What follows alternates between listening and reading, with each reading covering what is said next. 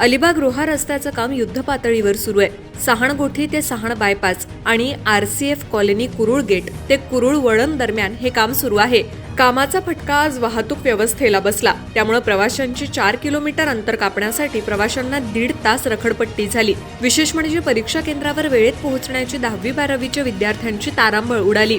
अलिबाग रोहा रस्त्याचं काम सुरू आहे. आधीच उशिरा झालेल्या या रस्त्याच्या कामानं आता वेग घेतलाय. हा रस्ता झाल्यानंतर रोह्यापर्यंतच्या नागरिकांना दिलासा मिळणार आहे. खड्डेमय प्रवास संपणार आहे. मात्र या रस्त्यावर मोठ्या प्रमाणात रहदारी सुरू असल्यानं काम करणं जिकरीचं ठरत आहे. तसंच प्रवाशांनाही वाहतूक कोंडीचा सामना करावा लागतोय. सोमवारी सकाळी बेलकडे ते अलिबागला पोहोचायला 1 ते 1.5 तासांचा वेळ गेला. त्यामुळे 11 वाजता परीक्षा केंद्रावर पोहोचणाऱ्या 10वी-12वीच्या विद्यार्थ्यांची तारांबळ उडाली.